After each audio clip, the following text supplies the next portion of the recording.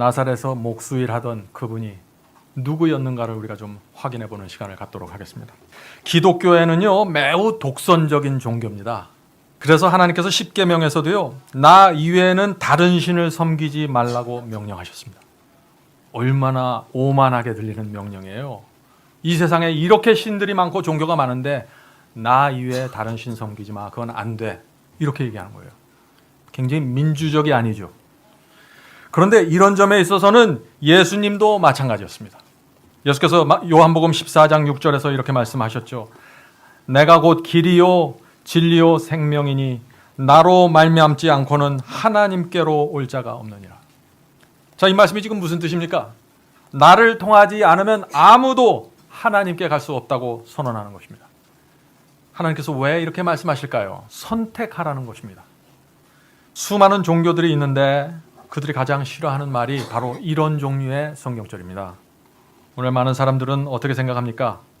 어떤 신을 믿어도 결국에는 천국에 갔다고 생각하시죠. 그런데 이 기독교에서는 다른 종교는 아무리 열심히 믿어도 소용이 없다고 얘기하는 것입니다. 얼마나 독선적이에요. 다른 사람들이 들을 때는 어떻게 얄밉죠. 그렇게 말하는 사람은. 난 지금 열심히 어떤 신을 선택해서 섬기고 있는데 기독교인들이 와서 아무것도 소용이 없다고 얘기하니까 얼마나 답답하겠어요. 그래서 지금도 사람들 사이에 그 나사렛에서 태어난 그 인간 예수는 메시아였는가 아니면 그냥 그때 잠깐 있었던 사이비 교주였는가 하는 논쟁이 벌어지고 있다 하는 것입니다. 자, 불교나 이슬람이나 힌두 또 다른 종교는 예수가 하나님의 아들 메시아였다는 사실을 절대 인정하지 않습니다. 왜 그럴까요? 예수님이 다른 종교에 있는 지혜자나 어떤 선지자 정도의 수준이 되어야만 기독교가 그들과 같은 수준으로 내려오기 때문이죠. 그래서 인정하면 안 되는 것입니다. 그걸 인정하는 순간 그 종교는 무너져요. 자, 그런데 오늘 우리가 만약 나사렛 예수가 정말 메시아였고 창조주 하나님의 아들이었다는 사실을 우리가 확인하면 어떻게 될까요? 이 세상의 모든 종교는 오늘부터 사라질 수밖에 없는 것입니다. 적어도 저와 여러분의 마음속에선 말이죠. 예수께서는요, 나를 통하지 않으면 아무도 하나님께 갈 수 없다고 말씀하셨습니다. 이런 분위기의 말씀을 여러 번 하셨어요. 이 나사렛 예수는 엄청난 얘기를 했습니다. 나는 하늘에서 내려왔어. 그렇게 얘기했어요. 나사렛에서 정말 애비 없이 태어나서 구박받던 그분이, 유대 땅에 먼지를 뒤집어 쓰고 도포자락 휘날리면서 걸어다니던 그분이 내가 하늘에서 내려온 신이라고 말한 것입니다. 이런 말들 때문에 그 당시 유대교회가 견디질 못했던 것이죠. 자, 요한복음 6장 38절에 그런 말씀이 있습니다. 내가 하늘로서 내려온 것은 내 뜻을 행하려 함이 아니요. 자, 여러분들 생각해 보세요. 지금 이 시대에 누군가 나타나서 내가 하늘에서 내려왔다고 한번 얘기해 보세요. 사람이. 그러면 어떻게 됩니까? 그건 둘 중에 하나예요. 진짜 신이든지 아니면 가짜입니다. 그렇죠. 둘 중에 하나예요. 중간은 없습니다. 그분이 만일 신이면 어떻게 될까요? 우리는 그분께 모든 것을 바치고 섬겨야 되는 것입니다. 다른 거 다 놔두고 그분을 따라가야 되는 것이죠. 자, 그런데 예수께서 인간이 되셔서 이 땅에 오셨는데 자신이 하나님의 아들이었다, 내가 하늘에서 내려온 메시아다 하는 것을 그 당시 사람들에게 증명해야 되잖아요. 그것을 어떻게 증명하셨을까요? 성경을 통해서 증명했습니다. 누가복음 24장 28절입니다. 이에 모세와 모든 선지자의 글로 시작하여, 모세와 모든 선지자는 구약 성경을 얘기하는 것입니다. 모든 성경에 쓴 바 자기에 관한 것을 자세히 설명하시느라. 지금 예수께서 사람들 앞에서 성경을, 구약 성경을 펼쳐놓고 내가 메시아야, 성경에 이렇게 기록되어 있지, 바로 이 말씀이 나야, 그렇게 설명하는 것이에요. 그렇게 해서 설득하는 것입니다.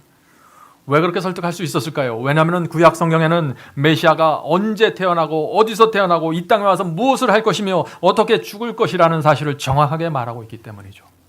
수많은 예언들이 구약 성경에 있는 것입니다. 그 예언들을 일일이 펼치면서 자, 내가 살면서 이런 일을 했지, 그런데 구약 성경에 이렇게 돼 있잖아. 그러니까 메시아는 바로 나야. 놀라운 사실은요, 그 구약 성경에 있는 그 수많은 예언들이 예수님의 생애 속에서 정확하게 이루어졌다는 것입니다. 그래서 잠깐 우리가 좀 그 사실을 좀 확인해 보는 시간을 갖도록 하겠습니다. 선지자 미가는 말했습니다. 예수님이 태어나기 700년 전에 말했어요. 메시아가 태어나면 그는 베들레헴에서 출생할 거라고 말했습니다. 자, 그 말씀이 미가서 5장 2절에 있습니다. 베들레헴 에브라다야, 너는 유다 족속 중에 작을지라도 이스라엘을 다스릴 자가 네게서 나올 것이라. 자, 이스라엘을 다스릴 자가 베들레헴에서 나온다고 말했죠. 근데 이분이 누굽니까? 그 다음에 나옵니다. 그의 근본은 상고의 태초니라. 베들레헴에서 태어날 분이 근본이 어디라고요? 상고고 태초단 말이에요. 태초부터 계셨던 분이 베들레헴에서 태어난다는 것입니다. 구약 성경에 이런 얘기가 있어요. 이 예언이 이루어졌습니까? 이루어졌습니다. 나사렛 예수는 베들레헴에서 태어났습니다. 그러므로 우리는 그 나사렛 예수를 메시아로 받을 수 있다는 것입니다. 그런데 이 한 가지만 갖고 그렇게 결정 내리면 안 되죠. 제가 오늘 계속해서 나사렛에서 목수일 하던 그 예수가 메시아였다는 사실을 제가 오늘 증명하는 것입니다. 자, 선지자 이사야도 말했습니다. 예수께서 태어나시기 700년 전에 말했죠. 메시아는 동정녀에게서 태어날 것이라고 예언했습니다. 이사야 7장 14절에 그 말씀이 있습니다. 그러므로 주께서 친히 징조로 너희에게 보실 것이라. 보라, 처녀가 잉태하여 아들을 낳을 것이요 그 이름을 임마누엘이라 하리라. 자, 이 예언 그대로 이루어졌습니다. 동정녀 마리아의 몸에서, 처녀의 몸에서 태어났죠. 그래서 나면서부터 이분은 놀림을 받고 자라게 된 것입니다. 자, 여기서 끝나지 않죠? 예수님의 생애 전체가 구약 성경에 예언되어 있습니다. 선지자 예레미야는 예수님이 태어나기 600년 전에 메시아는 다윗의 혈통에서 태어날 것이라고 예언했는데 나사렛 예수도 어디서 태어났어요? 다윗의 후손으로 태어났습니다. 자, 선지자 예레미야는 또 이상한 예언을 했습니다. 메시아가 태어날 때 슬퍼하며 통곡하는 소리가 들릴 것이라고 했습니다. 이 예언도 이루어졌을까요? 예수께서 태어났을 때 정확하게 이루어졌습니다. 나사렛 예수가 태어났을 때 이 헤롯 왕이 어떤 명령을 했습니까? 베들레헴에 있는 2살 이하의 아이들을 다 죽이라고 명령을 했죠. 그래서 이 베들레헴 전체가 슬퍼하고 통곡하는 소리로 진동했던 것입니다. 예레미야의 예언이 성취된 것입니다. 자, 시편 기자 예언했습니다. 예수님이 태어나기 1000년 전의 예언입니다. 이게 그냥 며칠 전에 예언한 것이 아니에요. 몇 년 전이 아니에요. 적어도 몇백 년, 1000년까지 올라가는 것입니다. 예수님의 모든 생애가 예언되어 있는 것이고, 그래서 태어나는 그 순간부터 돌아가시는 그 순간까지, 부활하시는 그 순간까지 모든 것이 다 예언되어 있는 것이에요. 하나님께서 왜 성경을 이렇게 기록하셨을까요? 내가 장차 내 아들을 이 땅에 보낼 텐데 너희들 내 아들을 알아봐야 돼. 그래서 다 기록해 놓은 것입니다. 그래서 그 당시에 성경을 펼쳐서 공부하는 사람들은 다 그 예수를 메시아로 받을 수밖에 없었던 것입니다. 자, 오늘 우리가 그것을 확인하는 것입니다. 시편 기자는 예수께서 태어나시기 1000년 전에 메시아가 태어나면은 그는 친구의 배반으로 죽을 것이라고 예언했어요. 이 예언이 성취됐습니까? 성취됐습니다. 나사렛 예수는 제자 가룟 유다의 손으로 넘겨져서 죽음을 당했죠. 자, 더 구체적인 예언이 있습니다. 선지자 스가랴는 예수께서 태어나기 500년 전에 메시아는 은 30냥에 팔릴 것이라고 예언했습니다. 참, 얼마에 팔려갈 것까지 예언해놨어요. 왜 이렇게 구체적으로 예언했을까요? 도무지 부인할 수 없을 정도로 하나님께서 보여주시는 것입니다. 정확하게 이 예언도 성취됐어요. 예수님은 은 30냥에 팔려서 십자가 죽음을 당하신 것입니다. 자, 예언이 이 정도 성취되면은 나사렛 예수가 하나님의 아들이라는 것을 우리가 인정해야죠. 그렇죠? 자, 그래도 우리가 아주 이번 기회에 뿌리를 뽑아야 됩니다. 정확하게 스가랴 선지자는요, 메시아가 십자가에 못 박힐 것을 예언했습니다. 나사렛 예수도 십자가에 못 박혀 죽였습니까? 그렇습니다. 구약시대 모든 예언이 이 나사렛 목수 예수에게 정확하게 이루어져 가는 모습을 지금 우리가 보는 것입니다. 시편 기자는 1000년 전에 사람들이 이 메시아가 죽을 때 그 옷을 제비 뽑아서 나눠줄 것이라고 예언했습니다. 시편 22편 18편에 그 예언이 있죠. 내 겉옷을 나누며 속옷을 제비 뽑나이다. 이 예언 그대로 예수님께서 옷을 벗기우시고 그 제비를 뽑아서 그분의 옷을 나눠 가졌습니다. 이렇게 예언이 정확하게 이루어지는 모습을 보면 우리가 어떻게 해야 됩니까? 그분 앞에 무릎 꿇어야죠. 자, 시편 기자는요, 메시아는 죽을 때 뼈 하나 상하지 않을 것이라고 예언했어요. 죽는 모습이 정확하게 예언되어 있습니다. 시편 34편 20절입니다. 그 모든 뼈를 보호하시며 그 중에 하나도 꺾이지 아니하도다. 이 예언도 이루어졌습니까? 그렇습니다. 예수께서는 죽을 때 단 하나의 뼈도 꺾이지 않고 돌아가셨어요. 모든 예언이 이루어지는 것입니다. 이사야 선지자는 예수께서 태어나기 700년 전에 메시아가 죽으면은 부자의 무덤에 묻힐 것이라고 예언해 놓았어요. 이 예언도 이루어졌을까요? 그렇죠. 예수께서 돌아가시고 나서 그가 부자 아리마대 요셉의 무덤 속으로 들어갔습니다. 제가 처음 예수님을 믿었을 때 이 예언을 살펴보고 나니까 더 이상 다른 질문이 없었습니다.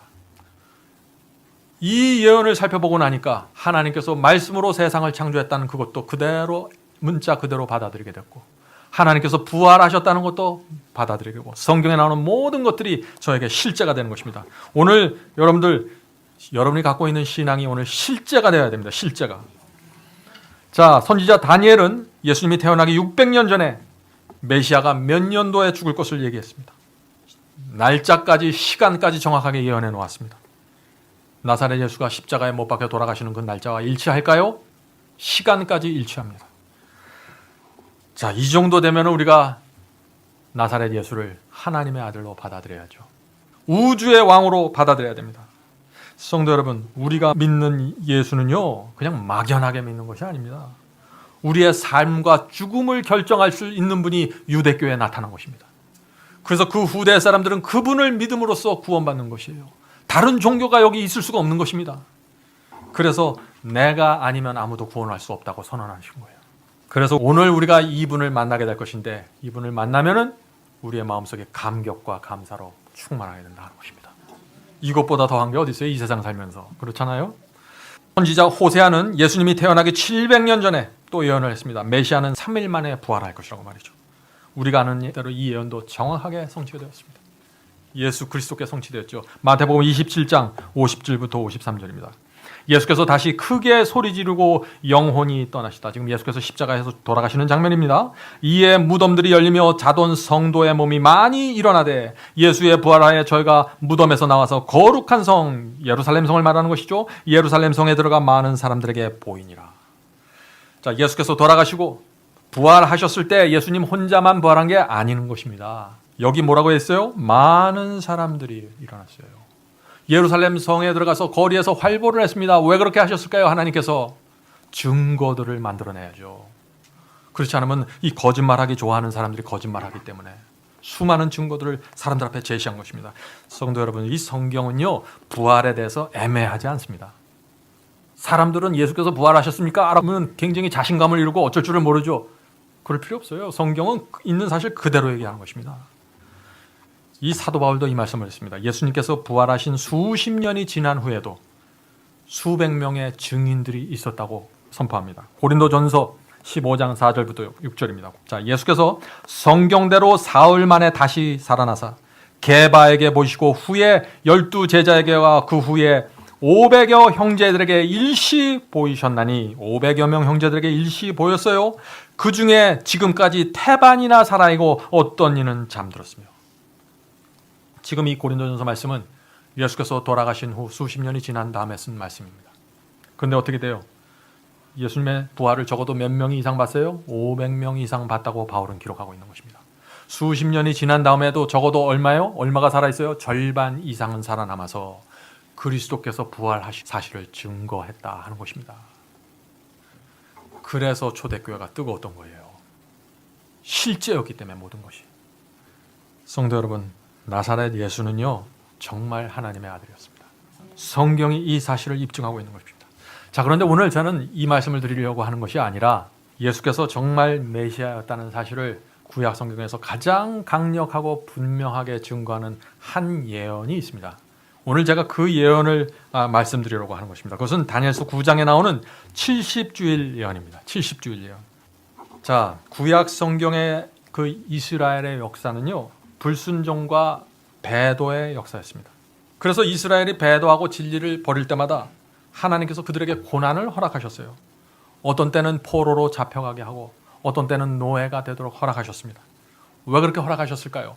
너희들이 돌이키고 회개하라고, 내가 하나님이니까 나를 섬기라고 그렇게 호소하신 것입니다. 그러나 그 당시 이스라엘 많은 사람들이 우상 숭배에 빠졌죠. 세상을 사랑하고 돈을 사랑하면서 하나님을 불순종하고 반역의 길을 걸어가는 것입니다. 그래서 결국 이 바벨론의 포로로 잡혀있던 이 이스라엘 백성들에게 마지막 은혜의 기간을 주시는 것입니다. 마지막. 구약 성경 광야에서부터 그 전부터 계속해서 하나님께서 호소하셨는데 끝까지 하나님께 순종하지 않자 이제 마지막 은혜의 기간을 그들에게 주시는데 그것이 뭐예요? 바로 70주일 예언이 되는 것입니다. 자, 이 70주일 예언 속에는 그래서 메시아가 언제 나타날 것이며 언제 죽을 것인지에 대한 타임 스케줄이 그대로 나와 있는 것입니다. 다시 말해서 하나님께서 유대 민족에게 이렇게 경고하시는 것입니다. 70주일 예언을 통해서요.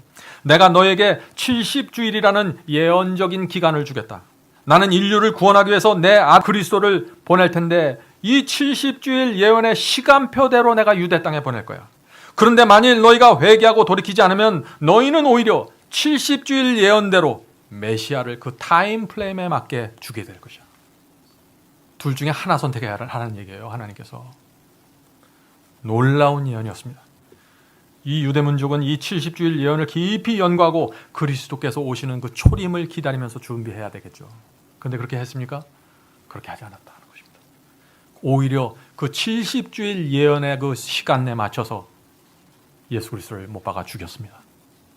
성도 여러분, 이 70주일 예언은요, 나사렛 예수가 태어나기 전에 600년 전에 기록된 예언입니다. 지금도 똑같은 역사가 반복되는 것입니다. 하나님께서는 더 많은 예언을 재림에 맞춰 놓으셨습니다. 초림보다 재림이 훨씬 많아요. 그래서 그 재림에 대한 예언을 우리에게 주시면서 과거에 유대인들이 했던 그 잘못, 그 배도한 역사를 반복하지 말라고 호소하고 계신 것입니다. 그래서 우리가 예언을 공부해야 되는 것이에요. 재림이 어떻게 이루어지고 어떤 모습으로 어떤 환경에서 어떤 순서의 사건으로 이루어지는지 이거에 대해서 캄캄하면은 옛날 유대교회가 예수를 죽였던 것처럼 하나님을 믿는 사람들이 또다시 그리스도의 재림을 거절하고 성령을 못 받게 된다 하는 것입니다. 자, 오늘 그래서 우리가 70주일 예언 정확하게 이해해야 된다 하는 것입니다. 이 오늘 배울 우리 이 70주일 예언 그대로 이 나사렛 예수가 이 땅에 오시고 돌아가시고 사신다면은 어떻게 될까요? 나사렛 예수가 우리의 구세자가 되는 것입니다. 다른 신을 더 이상 찾을 필요가 없는 것이에요. 자, 이제 다니엘서 9장 보겠습니다. 이 예언은 하나님께서 가브리엘 천사를 보내서 다니엘에게 주시는 예언입니다. 다니엘서 9장 24절부터 한 절 한 절 우리가 읽으면서 살펴보겠습니다. 자, 24절. 내 백성과, 여기서 내 백성이 누군가요? 다니엘의 백성입니다. 가브리엘 천사가 다니엘에게 주는 거니까 다니엘의 백성을 뜻합니다. 다시 말해서 유대 민족들을 향해서 주시는 예언입니다.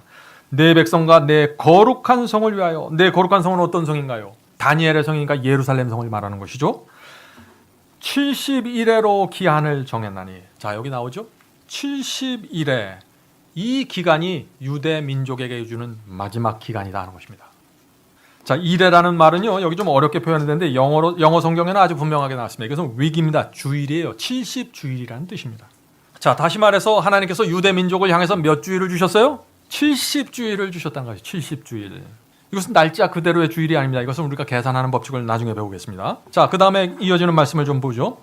이 70주일 예언 기간 중에 어떤 일이 생기는지를 이제 가브리엘 천사가 얘기해 줍니다. 허물이 마치며 죄가 끝나며 죄악이 영속되며 영원히 속량되며 영원한 의가 드러나며 이상과 예언이 응하며. 자, 이 사건이 무슨 사건일까요? 70주일 예언 속에 죄가 끝나는 사건, 죄악이 영원히 속량되는 사건, 영원한 의가 드러나는 사건이 일어난다 하는데 이 사건이 어떤 사건일까요? 이 사건이 바로 십자가입니다. 그리스도의 십자가를 말하는 겁니다. 십자가에서 우리의 죄가 영원히 속량되었고 용서되었기 때문에 말이죠. 계속해서 읽어보겠습니다. 또 지극히 거룩한 자가 기름 부음을 받으리라. 자, 이 말씀은 또 무슨 뜻입니까? 70주일 예언 기간 중에 여기 말하는 지극히 거룩한 자가 기름 부음을 받겠다는 것입니다. 기름 부음을 받은 자가 나타날 것이다 하는 예언이죠. 자, 그런데 이어서 또 중요한 놀라운 말씀이 26절에 나옵니다. 기름 부음을 받은 자가 끊어져 없어질 것이며. 자, 이 말씀이 전체가 무엇입니까? 제가 정리하겠습니다. 이스라엘 민족을 위해서 70주일이라는 기간을 주었습니다. 그런데 그 기간 중에 지극히 거룩한 자, 기름 부음 받은 자가 나타났다가 끊어져 없어지겠다는 얘기예요. 이게 그 말씀입니다, 지금. 자, 여기까지는 이해가 되시죠? 예, 어려운 게 없습니다. 자, 그런데 그렇다면 기름 부음을 받은 자가 누구냐 하는 것을 우리가 알아봐야죠. 그것은 아주 간단합니다. 이분은 그리스도입니다. 어떻게 할 수 있는가? 기름 부음 받은 자란 말의 헬라어가 그리스도예요. 기름 부음 받은 자, 헬라어로 그리스도입니다. 그걸 또 히브리어 하면 메시아입니다.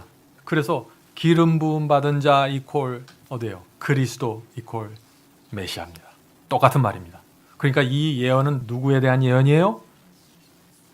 예수 그리스도를 위한 예언입니다.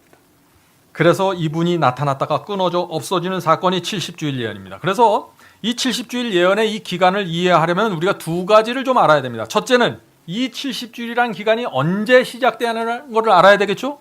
그리고 이 70주일이 얼마나 긴 기간인가를 또 알아야 됩니다. 이 두 가지를 알면은 우리가 무엇을 알 수 있나요? 메시아가 언제 태어나고 어떻게 살고 언제 죽는가를 확인할 수 있다 하는 것이죠.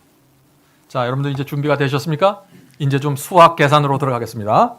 날짜를 계산해야 되죠. 자, 이 70주일 기간을 주셨는데 이게 얼마나 긴 기간일까요? 70주일은 며칠입니까? 일주일은 7일이죠. 그러니까 70주일은 70 곱하기 7 하면은 7, 7이 49, 490일이 되는 것입니다. 그러므로 70주일은 490일이 되는 것입니다. 자, 그런데 기간 예언을 해석할 때는 특별한 계산법을 따라가야 됩니다.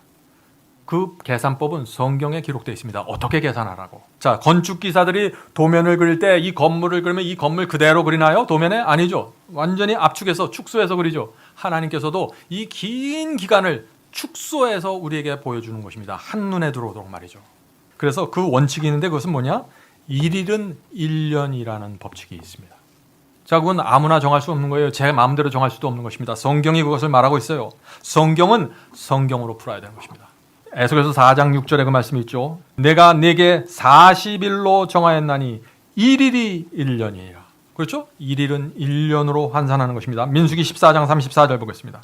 너희가 그 땅을 탐지한 날수 40일의 하루를 1년으로 환산하여 그 40년간 너희가 너희 죄악을 질지니.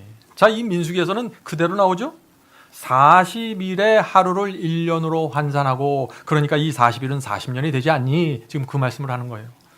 이와 똑같은 원칙을 70주일 예언에 우리가 적용할 수 있다 하는 것입니다. 그래서 70주일은 490일인데 하루는 1년이니까 어떻게 해요? 490일은 490년이 된다는 것입니다.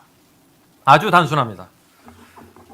자, 그러면은 우리가 이제 490년, 70주일은 490년이라는 긴 기간입니다. 이 기간을 알았으니까 이제 이 기간이 언제부터 시작된다는 걸 알아야죠. 그래야 예수께서 언제 나타나시고 또 끊어져 없어지는지 계산할 수 있다는 것입니다. 자, 70주일 예언이 시작되는 해를 이제 좀 찾아보도록 하겠습니다.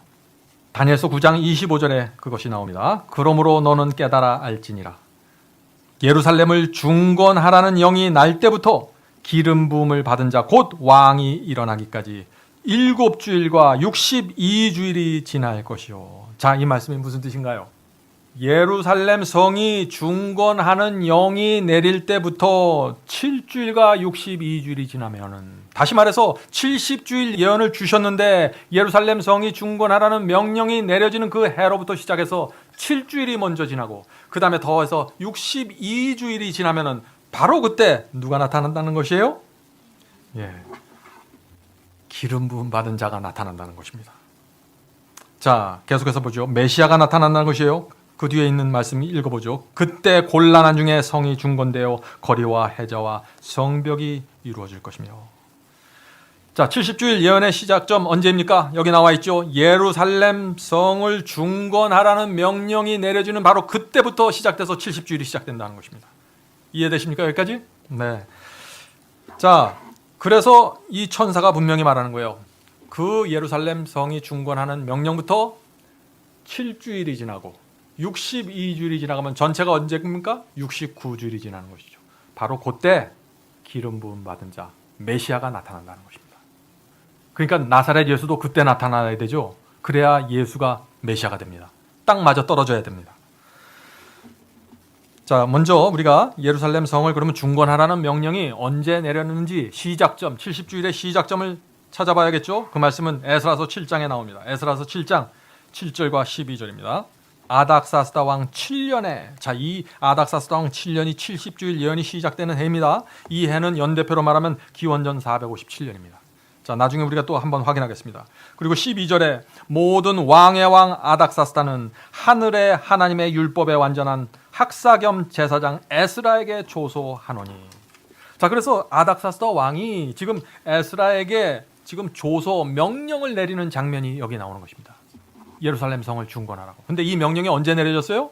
아닥사스다 왕 몇 년이요? 7년에 내려졌다는 것입니다. 근데 7년을 연대표로 따지면 몇 년이에요? 457년이라는 것입니다. 기원전 457년. 자, 기원전 457년 이거 확실할까요? 확실합니다. 이거 저만 이렇게 계산하는 게 아니에요. 17세기에 만류 인력을 발견한 아이작 뉴턴 아시죠, 여러분들?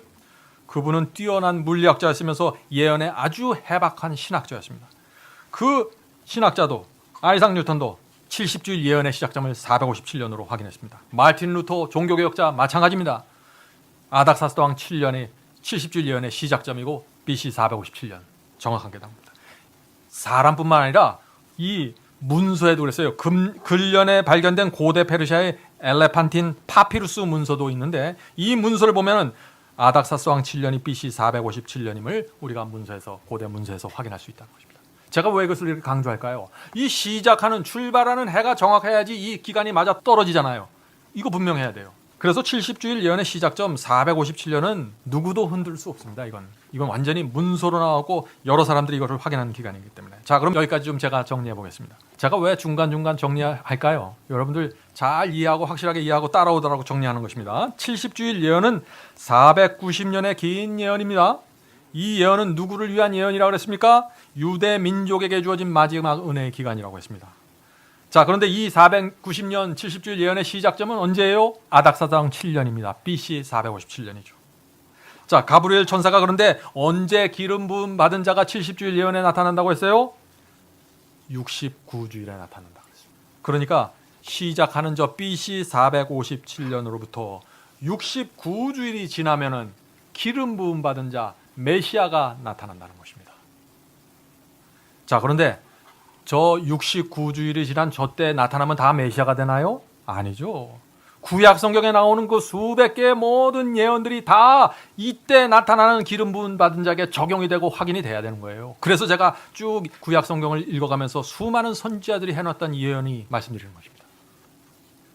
69주일의 나타남과 동시에 구약 성경에 있는 수많은 예언들이 함께 성취돼야 되는 그 사람에게.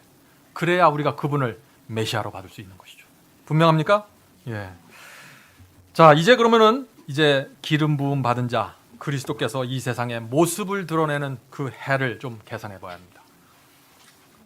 시작점은 어디예요? BC 457년입니다. 그때로부터 69주일을 거슬러 올라가야 되는 것이죠. 자, 그러면 69주일은 얼마나 긴 기간일까요? 아까 제가 말씀드렸죠? 이 예언적 기간을 계산하는 게 성경에 여러 군데가 나옵니다.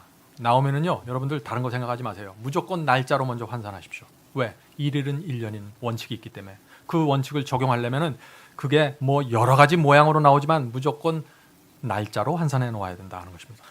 그래서 69주일은 날짜로 환산해야 되죠. 69주일 곱하기 7일 해야죠. 왜냐하면 일주일은 7일이니까.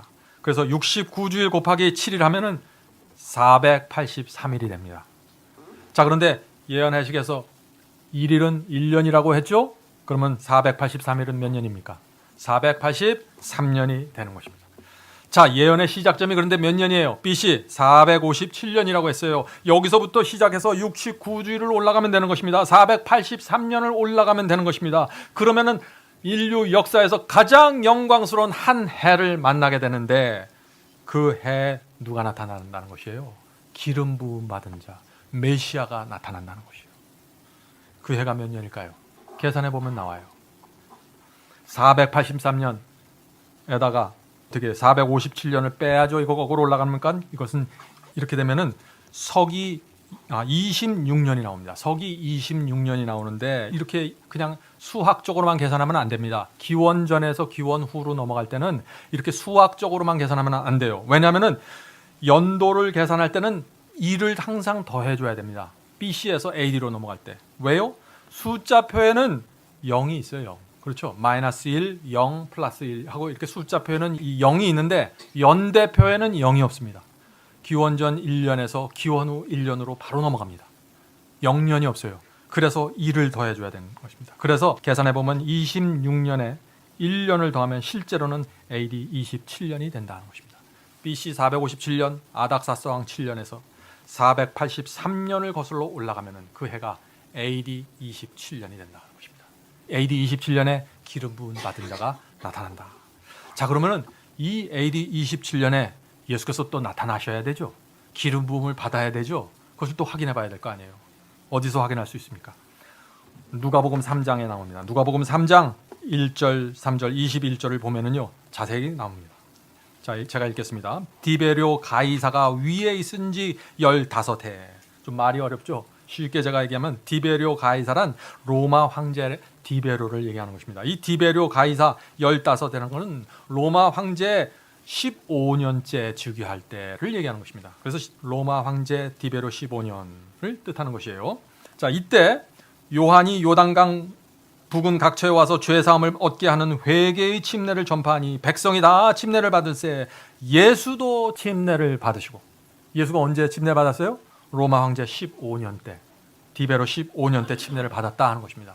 자, 그러면 이 디베로 15년이 서기 몇 년인지 확인해야겠죠. 역사 속에서 이것을 확인하면은요 서기 27년입니다. 정확하게 69주이라고 맞아 떨어지는 것입니다. 그래서 우리가 나사렛 예수를 메시아로 기름 부음 받은 자로 받게 된다는 것입니다. 여러분들 그 사실을 믿으십니까? 네. AD 27년에 예수께서 요한에게 침례를 받으시고 메시아로서 복음 사업을 시작하신 것입니다. 30년 동안 나사렛에서 조용히 목수로서 일하시던 분이 69주일이 끝나는 해를 확인하면서 AD 27년이 되는 것을 확인하면서 나타나서 침례 요한에 가서 침례를 받는 것입니다. 하늘의 성령이 기름처럼 예수께 부어졌다고 했습니다. 기름 부음 받은 자가 이 세상에 나타난 것입니다. 그래서 성경에 이런 표현과 말씀들이 있는 것입니다. 마가복음 1장 14절 15절. 하나님의 복음을 전파하여 가라사대 때가 찼고 하나님의 나라가 가까우니. 자, 무슨 때가 찼다는 것이에요? 69주일, 다니엘서 9장에 나오는 이 69일의 때가 찼다는 것입니다. 그 예언이 찼다는 것이에요. 그래서 예수께서 목숫간의 대표와 모든 것을 다 내려놓으시고 나타나신 것입니다. 예수님의 생애를 살펴보면요 어떤 때는 불안해요. 이 다니엘서와 이 구약 성경에 나오는 그 수많은 예언들을 예수님의 생애 단 하나도 마치질 않으면 어떻게 해요? 어긋나 버리면 어떻게 돼요? 메시아라는 확증을 잊어버리는 것입니다. 예수님은 태어날 때부터 돌아가실 때까지 성경에 나타나 있는 그 예언 하나하나를 성취시키지 않았으면 지금 제가 여러분 앞에서 나사렛 예수가 메시아라는 설교를 할 수 없는 것이에요. 그렇잖아요. 자, 이제 여러분은 예수가 하나님의 아들이라는 사실이 조금씩 보이십니까? 네, 오늘 이 시간이 끝날 때 여러분은 완전히 확증하게 될 것입니다. 자, 70주일에서 69주일이 확인이 됐죠? 이제 몇 주일 남았습니까? 한 주일 남았어요. 이 마지막 한 주일만 이제 예수님의 생애 속에서 이루어지면 이제 끝나는 것입니다. 다니엘서 9장 25절과 26절을 읽으면서 우리 마지막 남은 한 주를 우리가 살펴보겠습니다. 예루살렘을 중건하라는 영이 날 때부터 기름 부음 받은 자 곧 왕이 일어나기까지 7주일과 62주일이 지날 것이요. 그리고 나서 뒤에 62주일 후에, 여기서 62주일이라는 것은 뭐예요? 7주일과 62주일 후에라는 얘기예요. 다시 말해서 69주일 후에라는 말입니다. 예수께서 침례 받으신 AD 서기 27년 후에 그런 뜻이죠. 자, 계속해서 읽어보겠습니다. 기름 부음을 받은 자가 끊어져 없어질 것이며. 자, 69주일이 지난 서기 27년 이후에 그 마지막 남은 그 한 주일 어딘가에 끊어져 없어지겠다는 얘기예요. 누가요? 예수께서. 메시아가. 이해가 되십니까? 이 일을 지금 누가 한다는 거예요? 유대 민족이 그렇게 한다고 경고하는 거예요, 지금. 가브리엘 천사가. 70주일 예언에서 마지막 한 주일 동안 예수 그리스도는 죽는 사건이 일어난다 하는 것이죠. 자, 그러면 예수께서 요단강에서 침례를 받으셨잖아요. 그 침례를 받으신 다음에 얼마 만에 돌아가셨습니까? 예수께서 3년 반의 공생애를 사신 다음에 돌아가셨죠. 여러분들 그 사실을 아시죠? 자, 그렇다면은 이 가브리엘 천사가 예수께서 돌아가시는, 다시 말해서 기름 부음 받은 자가 죽는 그 죽는 해도 알려줄까요? 당연하죠. 그걸 알려줘야 나사렛 예수가 메시아가 되는 거예요. 알려주는 것입니다. 다니엘서 9장 27절에 그 말씀이 나옵니다. 그가, 여기서 그는 누굽니까? 끊어져 없어지는 그리스도를 말하는 것이에요. 그가 장차 많은 사람으로 더불어 한 주일 동안의 언약을 굳게 정하겠고. 자, 왜 여기서 한 주일 동안 언약을 정한다고 그랬죠? 그리스도가? 이제 69주일이 지나고 70번째 주일 마지막 한 주일만 남아있잖아요. 마지막 한 주일 동안 굳게 언약을 정하겠다. 기름 부음 받은 자가. 그 얘기입니다, 지금. 자, 그러면 남은 한 주일, 이게 몇 년입니까, 실제로? 일주일은 7일이죠? 근데 하루는 1년이라고 그랬죠? 그러니까 7년입니다. 이 7년 동안 굳은 언약을 정하겠다 하는 것입니다. 참 그런데 여기서 안타까운 것이 있습니다. 오늘날 기독교의 거의 대부분이 이 마지막 한 주일에 나타나는 여기 그가 적그리스도라고 가르치고 있는 것입니다. 참 기가 막히죠.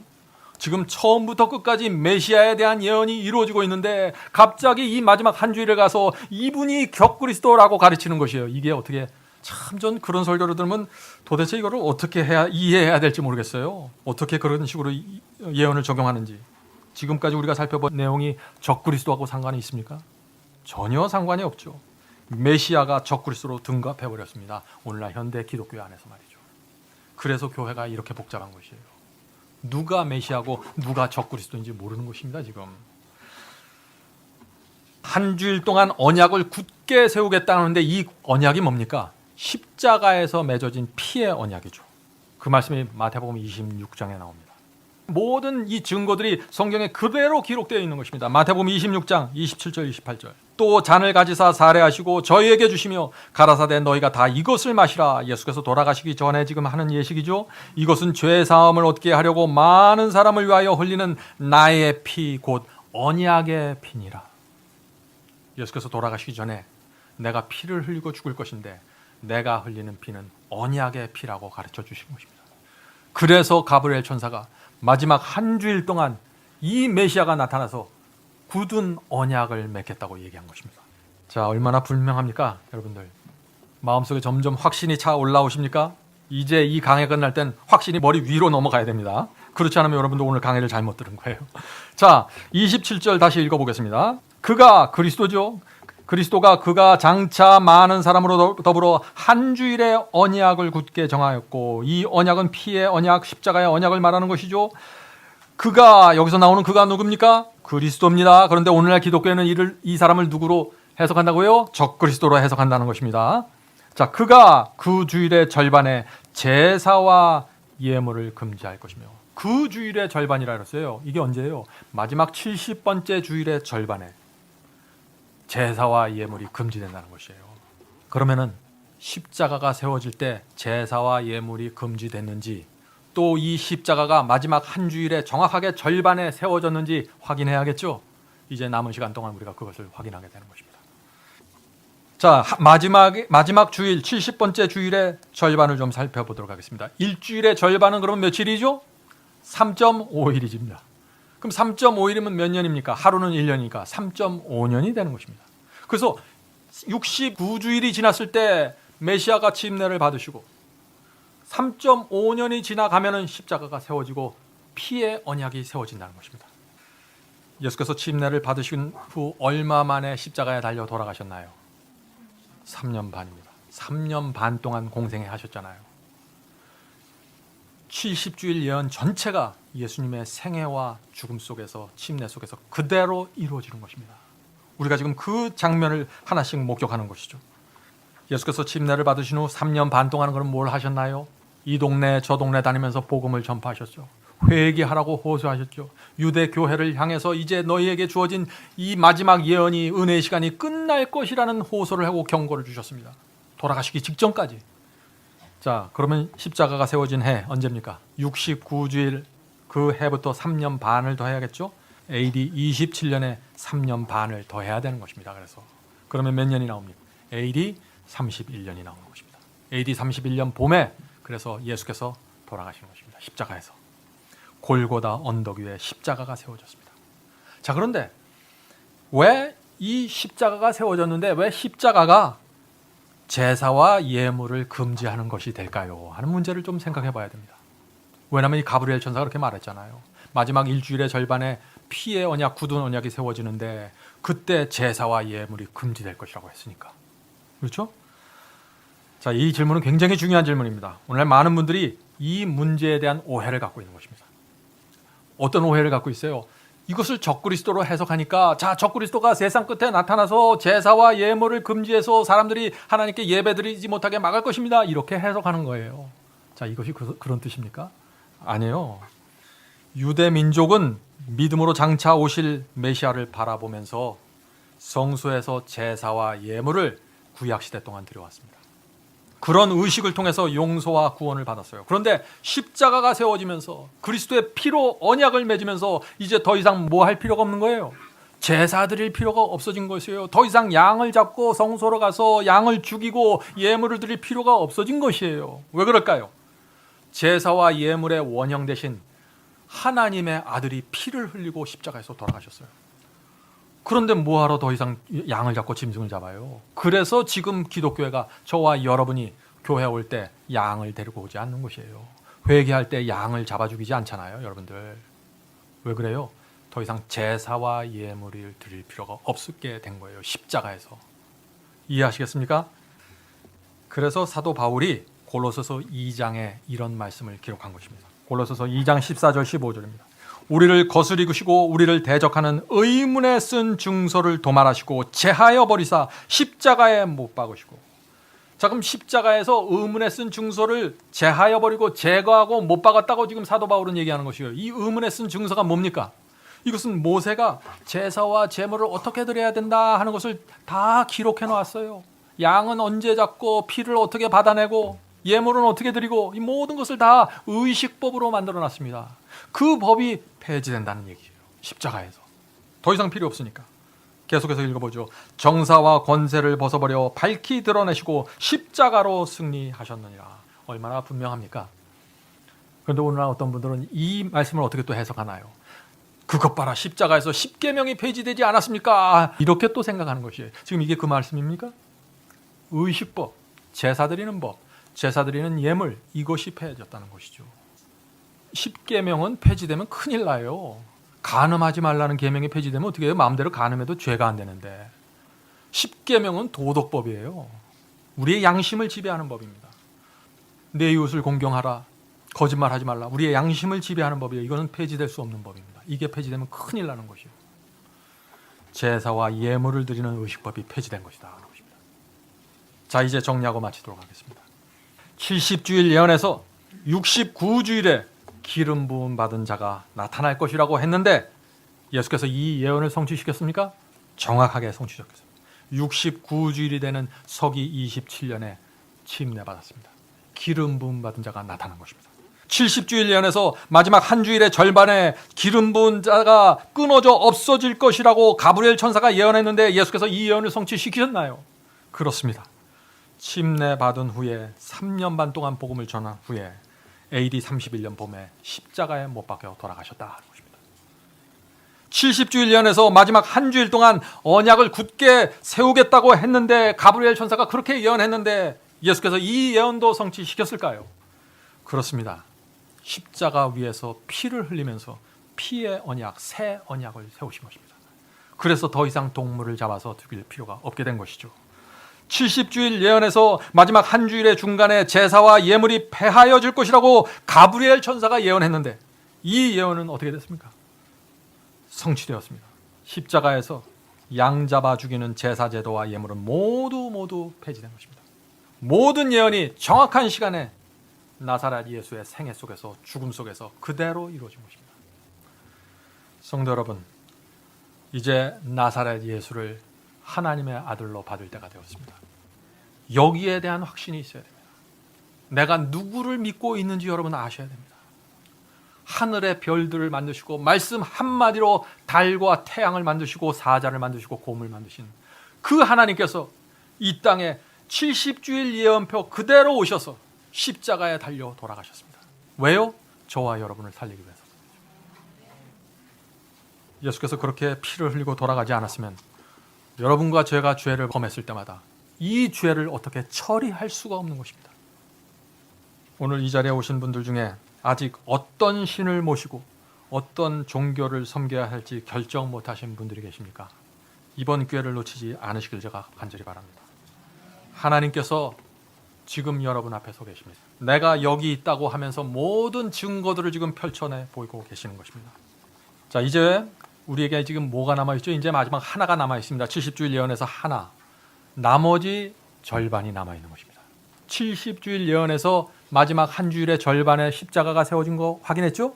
그럼 나머지 3년 반이 남아있는 것입니다. 그러면 나머지 절반, 3.5년이 십자가에서 더 지나가면 그때 무슨 일이 일어날 것인가 하는 그 문제를 좀 살펴보는 것입니다. 자, 그 해가 언제 될까요? 예수께서 십자가에 31년 봄에 돌아가셨으니까 거기서 3.5년을 더하면 AD 34년이 된다 하는 것입니다. 자, 그러면 이때 무슨 사건이 생겼습니까? 기독교의 첫 번째 순교자가 생긴 것입니다. 예수님과 12 제자로부터 복음을 받았던 사람들 중에 첫 순교자가 생긴 것입니다. 예수님의 12 제자 중에 11명이 순교당했습니다. 그것이 초대교회 신앙이었습니다. 오늘 우리들은 어떤 신앙을 갖고 있나요? 복음을 처음 전해준 사람들은 그렇게 살았던 것입니다. 그런데 우리가 여기서 좀 한 가지 좀 이해할 것이 있습니다.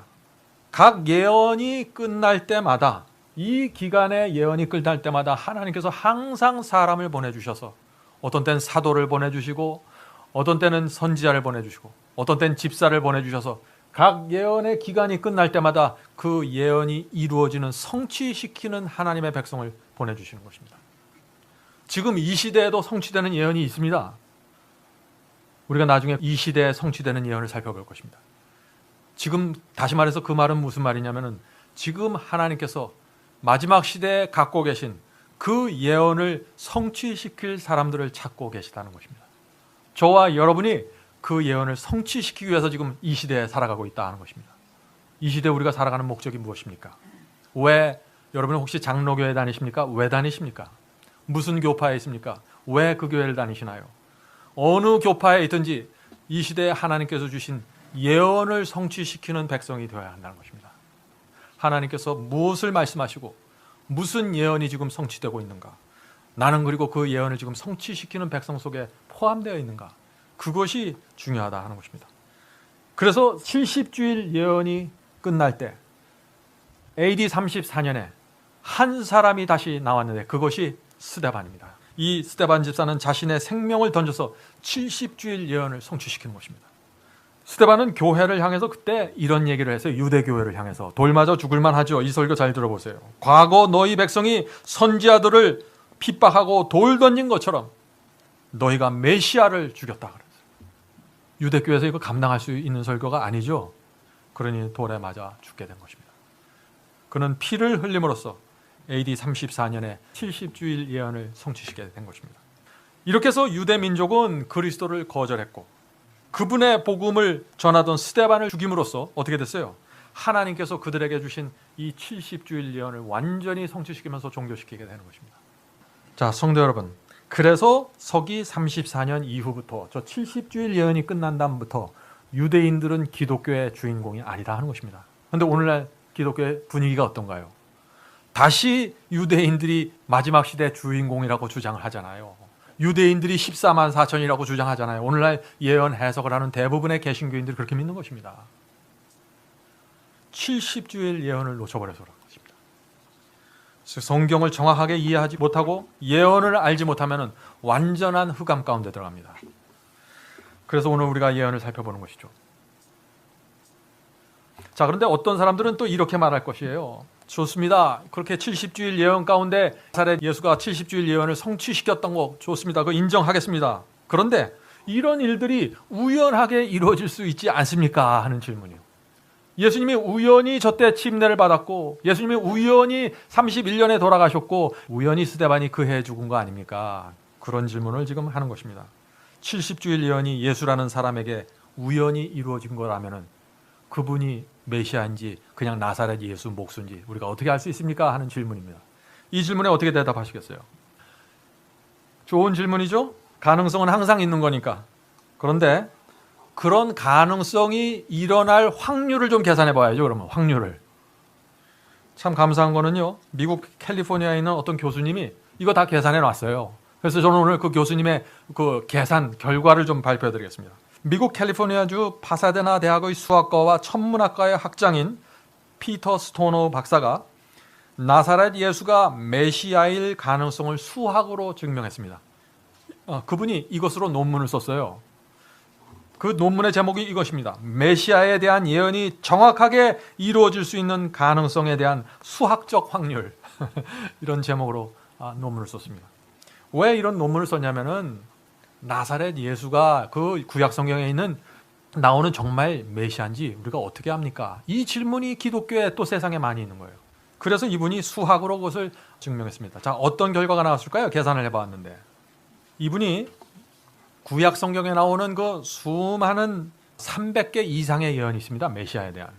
이 중에서 8개만 뽑아갖고 이 8개의 예언이 나사렛에서 태어난 예수에게서 이루어질 확률을 계산해 본 것입니다. 그분의 확률은 계산했는데 소수점 이하로 33자리까지 가는 확률이 나왔어요. 저기 0.0000 해갖고 나오죠. 10의 33분의 3승분의 1.